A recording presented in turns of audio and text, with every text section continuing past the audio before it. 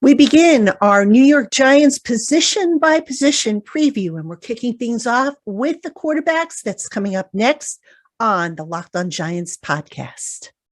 You are Locked On Giants, your daily New York Giants podcast, part of the Locked On Podcast Network, your team every day.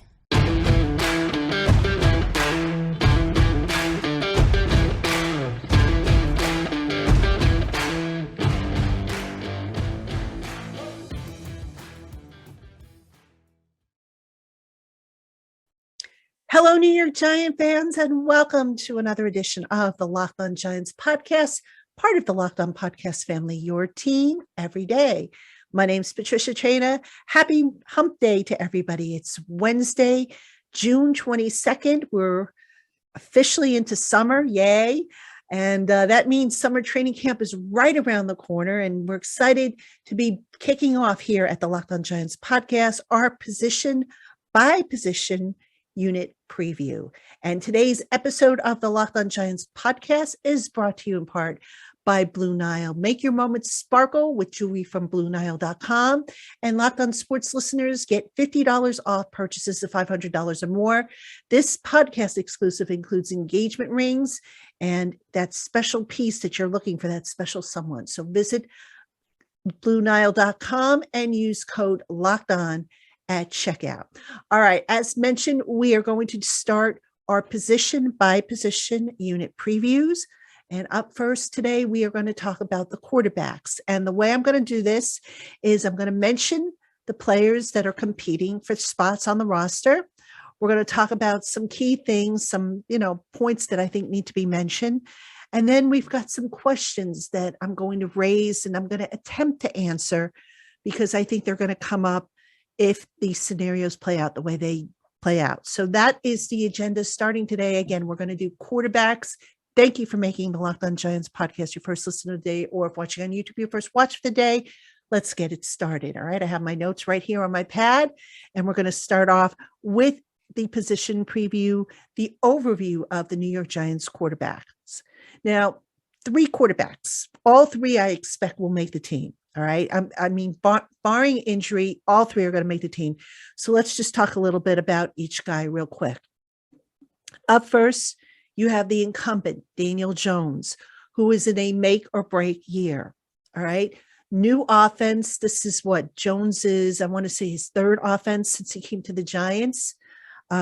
New offensive line, new everything, make or break year. No more excuses for this guy. All right. Even if his receivers or his talent around him gets injured, the Giants coaching staff has done enough, I think, to fit the system around what Daniel Jones does well. And the truly good quarterbacks find a way to rise above any adversity, which thus far Daniel Jones hasn't been able to do. All right. So he's obviously the incumbent. And behind him is Tyrod Taylor. Tyrod Taylor is a winning quarterback. And by that, I mean he has a winning career record, right? Now, the thing with Tyrod Taylor has been keeping him healthy. But having watched Tyrod Taylor in the spring, I'll tell you what, he made some really nice looking throws in the spring. I was really surprised to see he's got a cannon of an arm. I was kind of surprised to see how mobile he could be. The decision-making, he just looked very comfortable out there. And, there's a running joke we had amongst the Giants press corps that the moment people saw Tyrod Taylor throw a ball, they would start calling for Tyrod Taylor over Daniel Jones. And that's actually something we'll talk about a little later on in the podcast. All right. And then finally, we have Davis Webb. Davis Webb, who was originally drafted by the Giants and then who bounced around a little bit, was with Buffalo last year. Very, very smart quarterback. He's almost like having another coach on the team. And I'll tell you what, Davis Webb, whose father was a football coach, he's got coaching in his career, in his future. Davis does. He's going to make one heck of an offensive coordinator one day. He's just that intelligent, knows Brian Dable's system inside and out. You might have heard, if you watched the Daniel Jones interview from Mandatory Minicamp, you might have heard me ask a question of Daniel Jones and how much of a help Davis Webb has been to him and if it was fair to say that Davis Webb helped Daniel expedite his learning of the system. And Daniel said yes on all accounts. Davis has been a help, and yes, he has helped him with expediting his learning of the system. So those are the three candidates. Now, is this the best group of quarterbacks the Giants have had in a while? You probably could say yes. All right. And I say that because, and I'm talking, since let's go back to 2018 when Eli was at the tail end of his career. Tyrod Taylor, I think, is the best backup they have had since, in a while, since Eli Manning really was the backup. All right. Davis Webb, like I said, for the intelligence, for what he brings to the quarterback's room, solid, but very underrated. Now, if we're talking best group of quarterbacks the Giants have had in terms of playmaking ability, then no, I can't say that. But this is a solid group of quarterbacks. We know the pecking order, what it's going to be barring injuries. We know it's going to be Daniel Jones. We know it's going to be Tyrod Taylor. And Davis Webb is going to kind of be there as the consultant, if you will, I guess, the player coach. So what are some of the key things we need to be aware of for the quarterback position? Well, stick around and I'll tell you right after this. All right, Giant fans, we have more coming up on today's LockedOn Giants podcast. But first, there's only one place to find what you need quickly for your car or truck, and that's at rockauto.com. Rock Auto has over 20 years of offering competitive pricing on thousands of parts for every make, model, and manufacturer. Check out their extensive website, and don't forget to write down Locked On in their How Did You Hear About Us box so that they know we sent you. Rock Auto, amazing selection, reliably low prices, all the parts your car will ever need. rockauto.com. All right, Giant fans, welcome back to the Locked On Giants podcast. I am Patricia Traina, and we are previewing the New York Giants position groups one by one. We're going to take it right through into next month, and as we get you ready for training camp, and as we close out the summer schedule, which right now we're in week number 2 of our summer schedule, where we're doing 3 shows a week. So we will continue to bring you content. And if we need to do extra shows, obviously we will do them. And before I get into segment 2 of today's show, let me just tell you real quick, one live NBA draft show is not enough for the Locked On Network. The entire NBA channel is going live on NBA draft night. So if you have a favorite NBA team, make sure you subscribe now to their Locked On YouTube channel so you get notified when they go live on NBA draft night. All right, that draft is coming up. And you know what? I'm not really much of a basketball fan, but I understand their draft is just as big of a deal as the NFL draft. Maybe not as long as the NFL draft, but still a very big deal. So do check that out if you are a basketball fan. All right. We are talking about the Giants quarterbacks. I'm previewing the Giants quarterback situation. In this segment, I want to talk about a few key points that I wrote down. Things that kind of bother me, things that, I'm encouraged about, that sort of thing. And the first thing that I want to mention is that the Giants, after how many years, since 2019, they finally, got the team ready for their franchise quarterback. And by that, I mean, they've provided him with stability, a decent supporting cast, and a scheme that will fit what he does best, right? That's been missing from the Giants offense, for the last, since Jones really came. So, yes, make or break year, because now you can honestly say that Jones has no excuses not to do well. All right. And even injuries here, even if, God forbid, Kenny Golladay isn't ready or Kadarius Toney has to miss time, injuries are not going to be an excuse this year. I mean, this is a scheme now that should fit what Daniel does well. It should fit his playmakers, and it should allow them the flexibility to get the most out of what Daniel Jones can do well. All right. Now, here's something that kind of bothers me just a little bit. And I understand where the Giants are coming from, but I'm not sure how much I agree with this. The Giants have pretty much said Daniel Jones is going to be the starter. All right. No competition, no, pushing the guy. They basically said, look, we have screwed with this kid since he got here. So maybe they feel guilty. I don't know. Maybe they realize that they haven't done the kid any favors, but they're going to give him an opportunity once and for all to win this job and make it his own for the years to come. So there's going to be no competition. All right. The only competition Daniel Jones is facing is Daniel Jones. Now, I have mixed feelings about that. I personally think that competing with somebody else is not a bad thing, that it could push you, that it could help you bring out the best in yourself. And I've got to be honest with you, Daniel Jones, yes, he hasn't had all the cards stack up in his favor, but some of his struggles have been his own doing. So I'm kind of surprised that the Giants would just flat out basically declare him the starter without a competition. Coaches always talk about we've got to have competition. We want competition. Well, hey, they don't want competition here at the quarterback spot. Does that make sense? I don't think it does. So that's probably my number one biggest concern, to be honest with you. Now, here's another concern I'm going to bring up. Most quarterbacks, I think we can all agree that it takes about 2 to 3 years to really tell if the quarterback is worth keeping, if he's worth investing in. Thus far, I think we can all agree that Daniel hasn't shown that. So let's say the best case scenario happens and he balls out in 2022. How do we know then that that isn't a fluke? How do we know, that this isn't a case of, how back in 2016, the Giants, who were stuck in a bad decade of football post Super Bowl 46, had that one good season, that turned out to be a fluke? How do we know that, Daniel Jones will be able to build on stuff? We saw him come in as a rookie and we saw him play decently enough, not great, but not horrible. And we have since seen him decline for the reasons that I spoke of.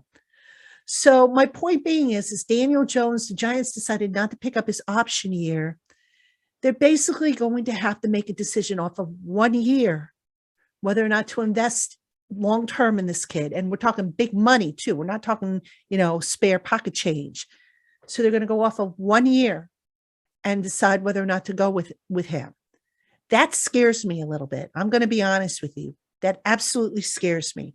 Now, obviously they can put the franchise tag on him, which would cost them a lot. They can, extend him, I guess, if they wanted to. If they see he's doing well this year. That's an option. But I don't know, folks. I would just be reluctant after 1 year. Even if he balls out, I would be reluctant to make a decision on 1 year of seeing him in Dable's system with the new offensive line. I don't think it's enough time. And I think, it's not Daniel's fault that the Giants basically wasted his first, couple of years, his first 3 years. But this whole situation with Daniel is just, I hope I'm wrong here, folks, but I don't know that I see it ending well, because there's just so many variables, so many things that should have been taken care of when Daniel was coming up through the ranks that the Giants just totally screwed up. They've admitted they've screwed it up, but yet here we are, and we got to hope that they don't screw this up by, getting too excited or too high over Daniel Jones if he shows he could be a great quarterback, and then giving him a ton of money and a ridiculous contract that suddenly they can't get out of if he's injured or if the play declines. So that's another big concern of mine. And actually, I'm going to talk about the contract a little bit more coming up. The other thing, let me see, is can Daniel Jones stay healthy? That to me is a big, big question mark. Now, nobody's expecting him to be like Eli Manning, who never missed a game because of injury. Came close once, but never missed a game due to injury. But Daniel, to see, my concern is him as a runner.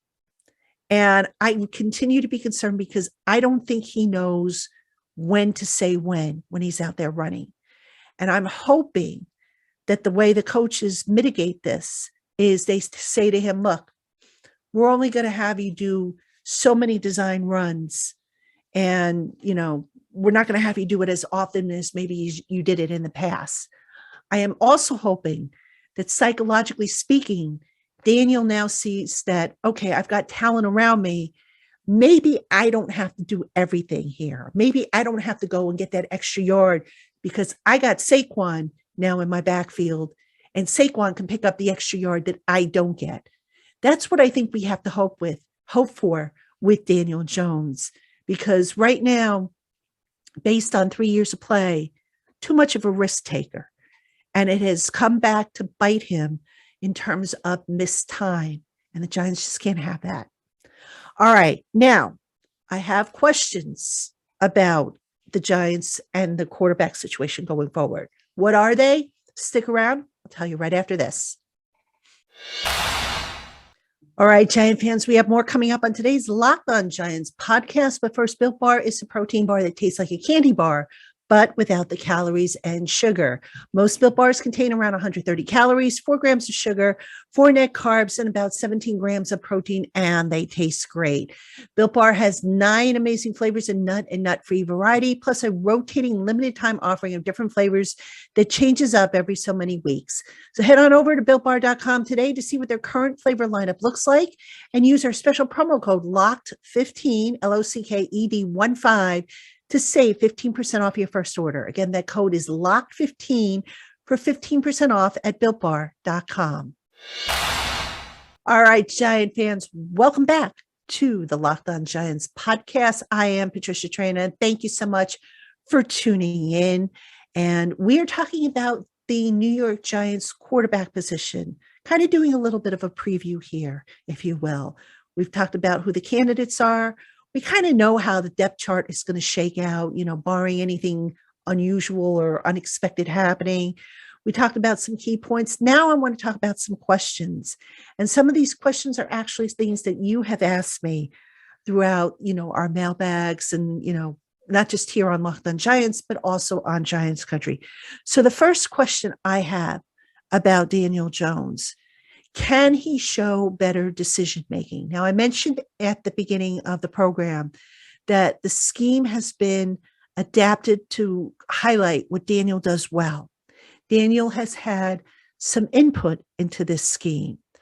But here's the thing, folks. All right. Daniel Jones, until further notice, has been a turnover machine. He has, in college, and actually, this goes back to college. When he was at Duke in 3 seasons, he had 19 fumbles, 3 lost balls.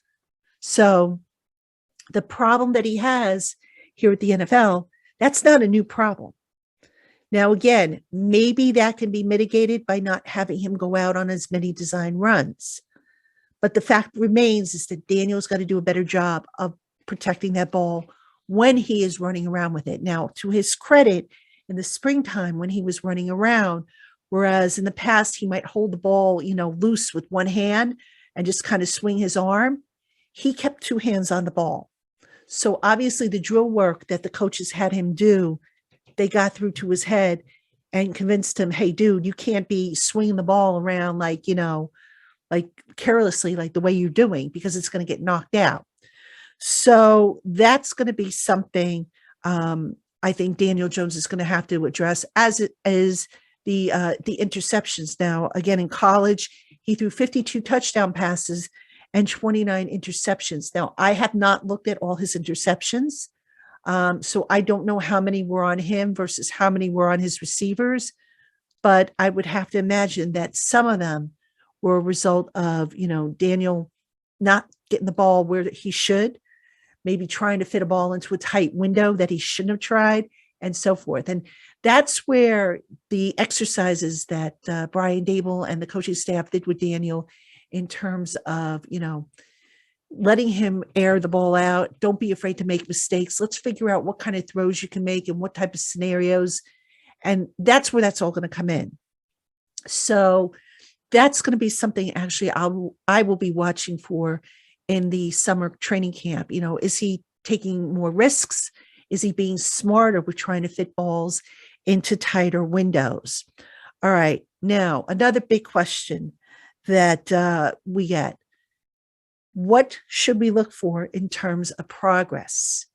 Now, with a quarterback, with any player, progress is never a linear process, right? So it's not just he starts off week 1, gets better, week 2, gets better, week 3, gets better, week 4. The trick with a quarterback is to have more peaks than valleys.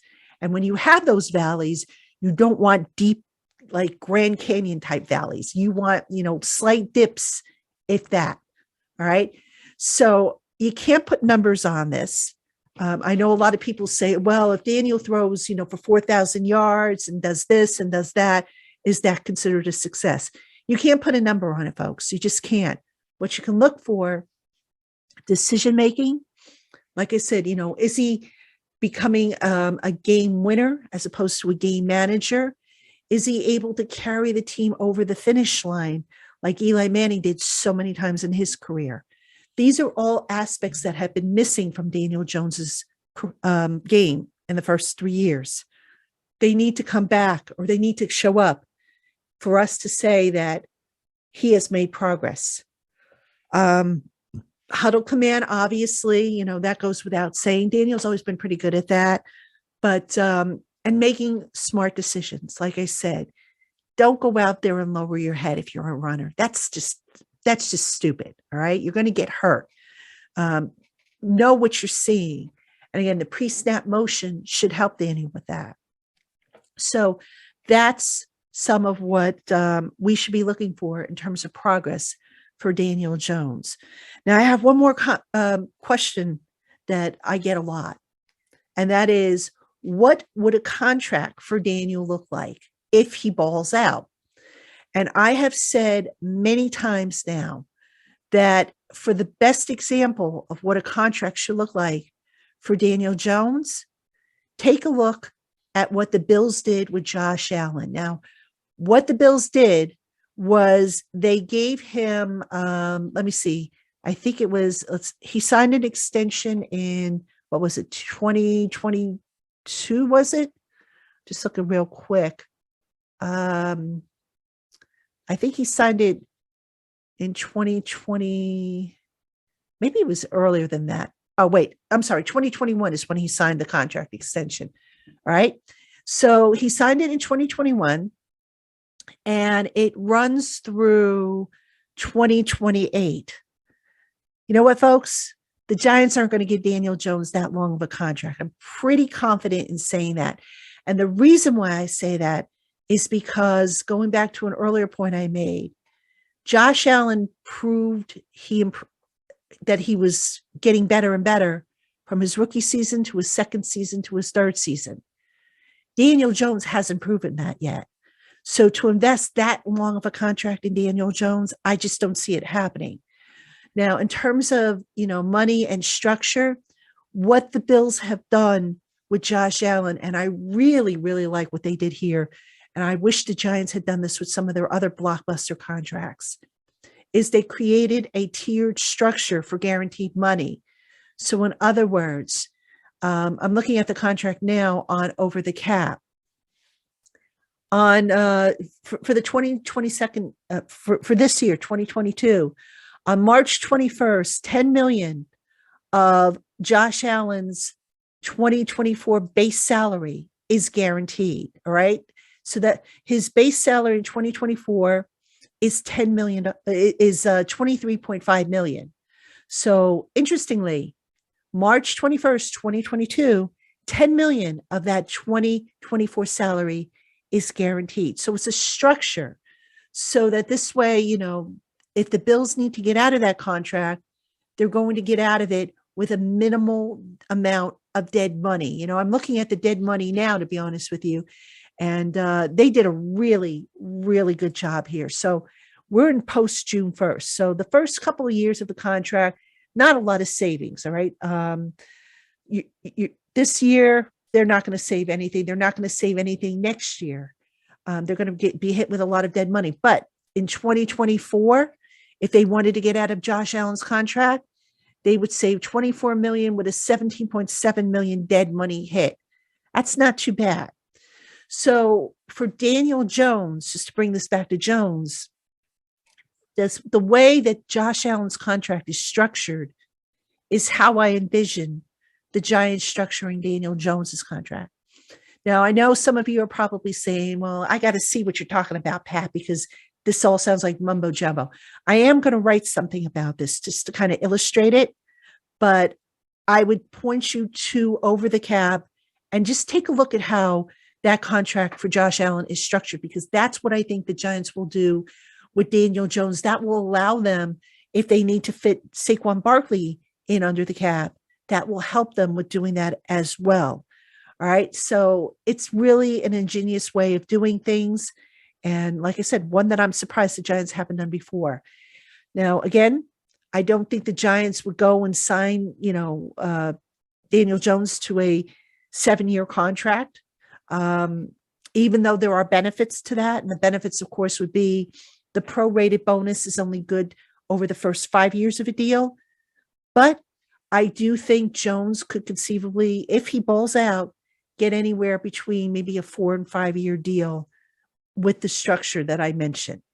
All right, Giant fans, that's our preview of the quarterback situation. Now, make sure you keep it here on the LockedOn Giants podcast, because we will continue to preview the different position groups. We'll look at some of the players, the questions.